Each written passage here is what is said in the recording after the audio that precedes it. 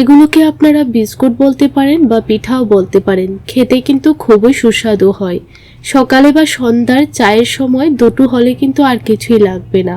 আর দেখুন বন্ধুরা, এই বিস্কুটগুলো দেখতে কতটা সুন্দর হয়েছে, খেতে কিন্তু অসাধারণ হয়। বা আপনারা চাইলে এগুলোর নাম পিঠাও বলতে পারেন। কিভাবে এগুলো তৈরি করেছি চলুন তাহলে দেখে নেওয়া যাক। পুরো ভিডিওটা দেখার পর রেসিপিটি কেমন লাগলো আপনারা কিন্তু কমেন্ট করে জানাতে একদমই ভুলবেন না। ভালো লাগলে লাইক, শেয়ার, সাবস্ক্রাইব করে আমার পাশে থাকবেন। তো প্রথমে চুলার মধ্যে একটা কড়াই বসিয়ে দিলাম। একটা মেজারিং কাপ মেপে 2 কাপ দিয়ে দিলাম জল। এখন দিয়ে দিচ্ছি 2 থেকে 3 চামচের মতো সাদা তিল। এই সাদা তিলটা আপনারা অবশ্যই দেবেন, তাহলে দেখবেন এগুলো খেতে আরো বেশি ভালো লাগবে। এখন দিয়ে দিচ্ছি একটা মেজারিং কাপ মেপে নলেন গুড়ের রস। আপনারা চাইলে কিন্তু নরমাল গুড়ও ব্যবহার করতে পারবেন। তো এখন ভালো করে সবগুলো উপকরণ মিশিয়ে নেব আর জলটার মধ্যে খুব ভালো করে বলক তুলে নেব। তো 3 থেকে 4 মিনিট জলটা রান্না করে নিয়েছি, ভালো করে কিন্তু বলকও চলে এসেছে। এখন আমি যতটুকু জল দিয়েছি সম পরিমাণ দিয়ে দিচ্ছি সুজি।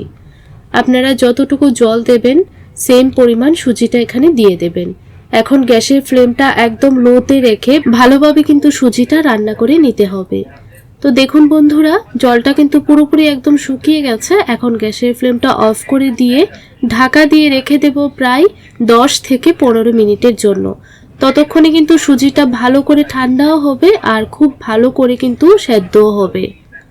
তো ঢাকা দিয়ে দিচ্ছি 10 থেকে 15 মিনিটের জন্য, ততক্ষণে ভালো করে ঠান্ডা হয়ে যাক। আর এই রেসিপিটা তৈরি করে কিন্তু আপনারা প্রায় 1 থেকে 2 সপ্তাহ রেখে খেতে পারবেন। ফ্রিজের মধ্যে রেখে দিলেও কিন্তু অনেক দিন পর্যন্ত থাকবে। এইরকম ভাবে বানিয়ে বাচ্চাদের স্কুলের টিফিনেও কিন্তু দিয়ে দিতে পারবেন। তো ভালো করে সুজিটা কিন্তু সেদ্ধ হয়ে গেছে। এখন একটা বাটির মধ্যে নিয়ে নিচ্ছি। প্রায় 10 থেকে 15 মিনিট পর ফিরে আসলাম। এখন আমি এই সুজির মিশ্রণটার মধ্যে দিয়ে দেব 1 কাপ ফ্রেশ নারকেল কোড়া। আপনারা চাইলে ডেসিকেটেড কোকোনাটও কিন্তু দিতে পারবেন। তো দেখুন 1 কাপ নারকেল কোড়াটা দিয়ে দিলাম। আর এই নারকেল কোড়াটা দেবেন, তাহলে দেখবেন খেতে আরো বেশি ভালো লাগবে। দিয়ে দিচ্ছি সামান্য একটু এলাচের গুঁড়ো। এলাচের গুঁড়োটা দিলে ফ্লেভারটা খুব ভালো আসে। এখন ভালো করে এই নারকেলগুলোকে মিশিয়ে নিতে হবে। এইভাবে হাত দিয়ে খুব ভালো করে ডলে ডলে মেখে নেবেন। ভালো করে মিশিয়ে নিয়েছি। এখন দিয়ে দিচ্ছি 2 থেকে 3 চামচের মতো আটা। আপনারা চাইলে এখানে আটার পরিবর্তে ময়দাটাও ব্যবহার করতে পারবেন। তো আটাটা দেবার পর ভালো করে এখন মিশিয়ে নেব। এইভাবে ঠেসে ঠেসে ভালো করে আপনারা মেখে নেবেন। তো দেখুন বন্ধুরা, ভালো করে মেখে নিলাম। এখন আমি এই ডোটা থেকে 2টো লেচি কেটে নেব। তো 2টো লেচি কেটে নিলাম। এখন একটা লেচি থেকে অল্প একটু মিশ্রণ হাতের মধ্যে নিয়ে নেব। এই দেখুন একদম সামান্য করে নিয়ে নেবেন। এই দেখুন ঠিক এরকম অল্প অল্প করে হাতের মধ্যে নিয়ে নেবেন। তারপর হাতের এরকম তালুর উপর রেখে প্রথমে গোল করে নেবেন।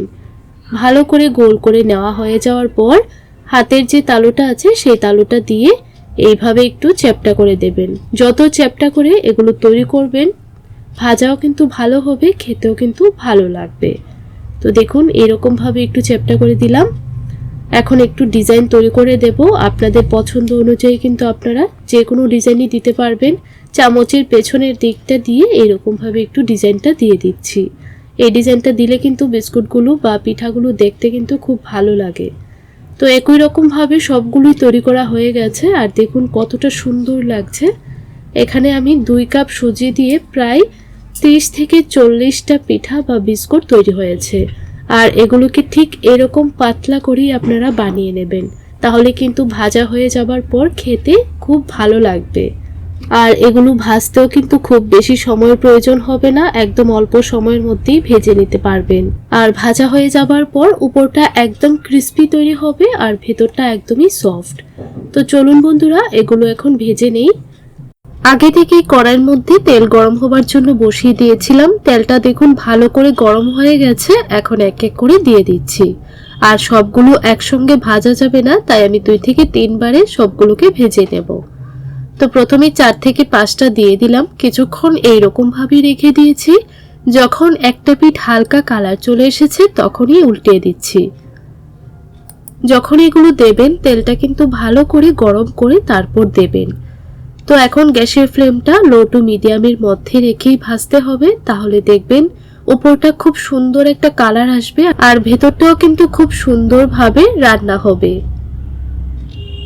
আর এগুলো দেখুন তেলে দেওয়ার সঙ্গে সঙ্গে কিন্তু অনেকটাই ফুলে গেছে। তো এখন উল্টিয়ে পাল্টিয়ে ভালো করে ভেজে নামিয়ে নেব। যখন দেখবেন এগুলোর কালার এরকম হয়ে গেছে তখনই আপনারা তেল থেকে ছেঁকে নামিয়ে নেবেন। তো এইভাবে সবগুলোই ভেজে নেব। তো প্রথম বেচেরটি দেখুন ঠিক এইরকম কালার করে তুলে নিয়েছি, এখন বাকিগুলো একই রকম ভাবে ভেজে নিচ্ছি। আর এগুলো ভাজতে খুব বেশি সময় নেবে না, প্রথমবারেরটি ভেজেছি প্রায় 3 থেকে 4 মিনিটের মতো সময় লেগেছে। তো দ্বিতীয়বারেরটিও ভালো করে দেখুন ভেজে নামিয়ে নিচ্ছি। যখন দেখবেন এরকম একটা কালার চলে এসেছে তখনই আপনারা তেল থেকে ছেঁকে নামিয়ে নেবেন। তো এগুলোকে আরেকটু সুন্দর দেখার জন্য, খেতে আরেকটু টেস্টি হওয়ার জন্য এখানে আমি কিছু নারকেল কুড়ে নিয়েছি আর নারকেলগুলোকে এইভাবে একটু লাগিয়ে নিচ্ছি, তাহলে দেখতেও ভালো লাগবে আর খেতেও কিন্তু ভালো লাগবে। তো বন্ধুরা, আপনাদের কাছে এই বিস্কুট বা পিঠার রেসিপিটা কেমন লাগলো কমেন্ট করে জানাবেন। ভিডিওটা দেখে ভালো লাগলে চ্যানেলটিকে সাবস্ক্রাইব করে রাখবেন এই ধরনের আরো নতুন নতুন রেসিপি দেখার জন্য। লাইক শেয়ার করে আমার পাশে থাকবেন। তাহলে আজ এই পর্যন্তই, দেখা হবে পরবর্তী ভিডিওতে। ততক্ষণ আপনারা ভালো থাকবেন, সুস্থ থাকবেন।